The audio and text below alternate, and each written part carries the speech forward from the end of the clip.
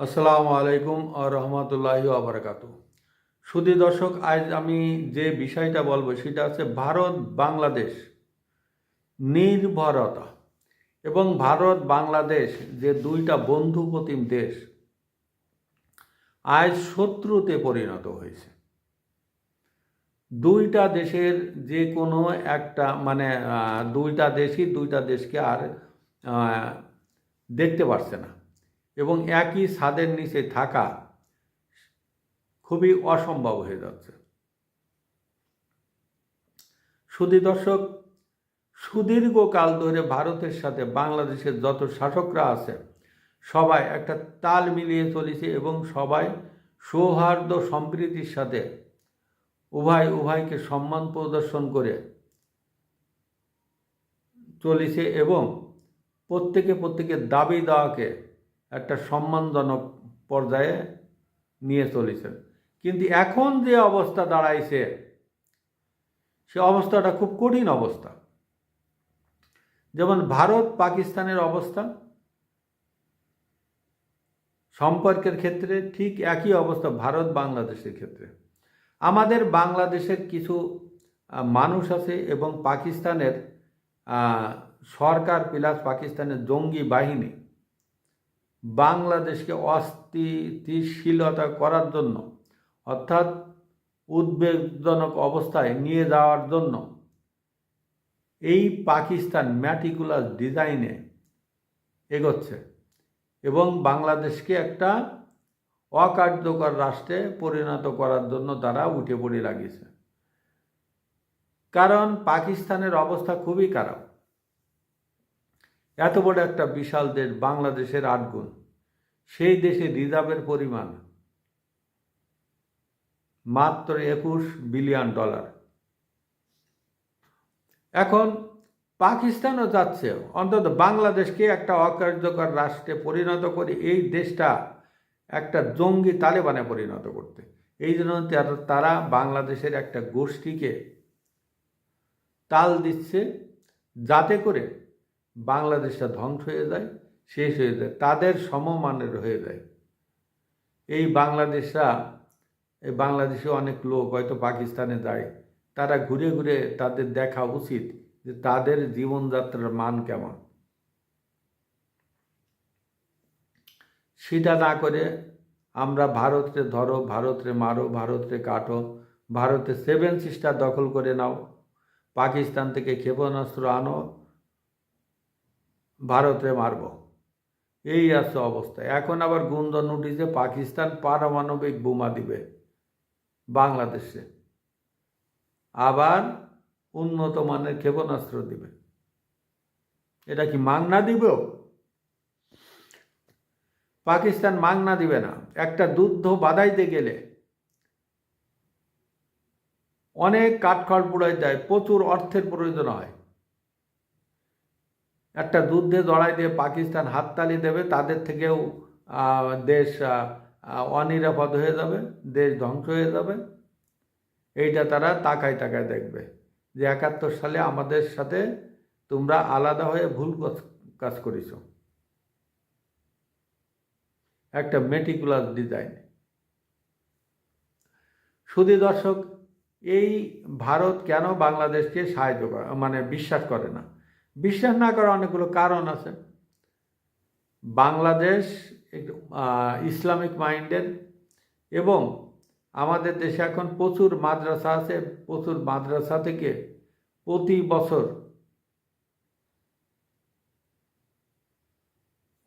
প্রচুর মাদ্রাসায় স্টুডেন্ট বের হয়ে যায়। এখন সেহেতু প্রতি ঘরে ঘরে এখন এমন একটা অবস্থা যে শিক্ষিত লোকের আনাগোনা বেশি হয়ে গেছে।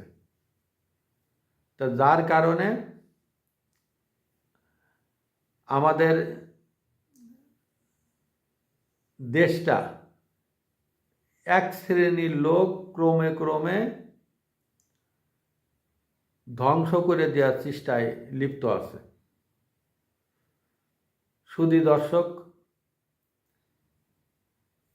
এই দেশটা বাংলাদেশটা যদি ধ্বংস হয় তাহলে আপনারা দেখবেন এই ইসলামিক মৌলবাদীদের দ্বারাই এই দেশটা ধ্বংস হয়ে গেছে। আমরা কেন এগুলোর বিরুদ্ধে আমরা সবাই ঐক্যমত্য পোষণ করছি না? সবাই ঐক্যবদ্ধ হওয়া উচিত। সবাই ঐক্যবদ্ধ হয়ে এই পশু শক্তিকে, এই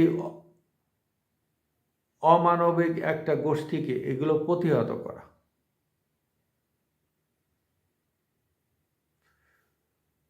সুধী দর্শক, আরও অনেক বিষয় আছে যে ভারত বাংলাদেশের সাথে কেন এই করে না। একবার বাংলাদেশ কী করলো, বাংলাদেশে কিছু লোকজন যারা মোটামুটি ধরতে এই গোলমাল লাগাই দেওয়ার জন্য একটা ম্যাটিকুলাস প্ল্যানে সবসময় এগোয়। এই ভারত কিন্তু বাংলাদেশের এই জঙ্গিদের ভয় করে, টুপিওয়ালাদের ভয় করে, দাড়ি টুপিওয়ালাদের ভয় করে। অনেকগুলো কারণ আছে। এই জঙ্গিরা বাংলাদেশের উপর দিয়ে তখন বেগম খালেদা জিয়া ক্ষমতায়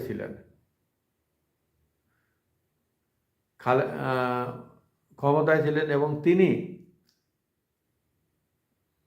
এই 10 ট্রাক অস্ত্র কে বা কারা চীন থেকে আমদানি করেছিল সেইটা ভারতের পূর্বাংশে পাঠায় দেওয়ার জন্য বর্তমান সাবেক সরকার খুব তড়িঘড়ি করে এই অস্ত্রগুলো ভারতে নিচ্ছিল, যার কারণে ওই সমুদ্র পোর্টের ভিতরেই এটা ধরা খায়। সারা দেশ তখন উতাল হয়ে যায়। সুধী দর্শক, আরও অনেক বিষয় আছে। এই ভারতের 7 সিস্টার উত্তপ্ত করার জন্য আমাদের কিছু কিছু দল আছে যারা উঠে পড়ে লাগিয়েছে যে এই 7 সিস্টারটা ভারতের থেকে আলাদা করে দিব।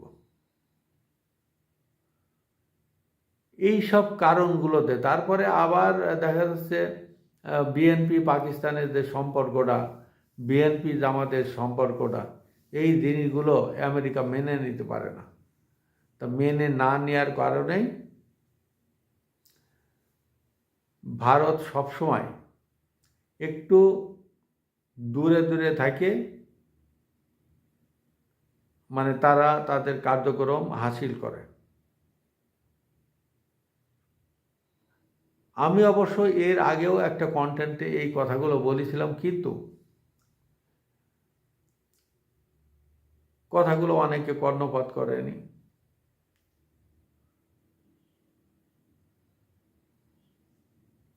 এইভাবে যদি চলতে থাকে একটা বৃহৎ শক্তির সাথে গোলমাল দ্বন্দ্ব, তাহলে বাংলাদেশের জন্য ভবিষ্যৎ খুবই অন্ধকার। সুধী দর্শক, আমি আর বেশি দূর আগাবো না। এ পর্যন্তই। যাওয়ার আগে একটা কথা বলবো যে বাংলাদেশে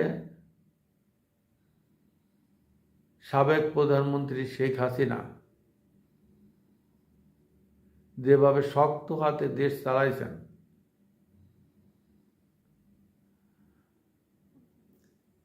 উনি যদি ইন্ডিয়ায় না যাইতেন তাহলে আমরা বুঝতাম না যে শেখ হাসিনা কি একটা জিনিস।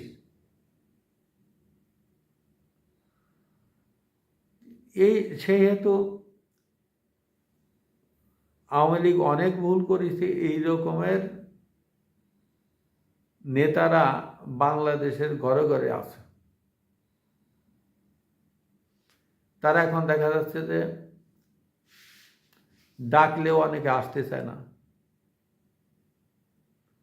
কারণ দেশের অর্থনৈতিক অবস্থা খুব করুণ। সুধী দর্শক,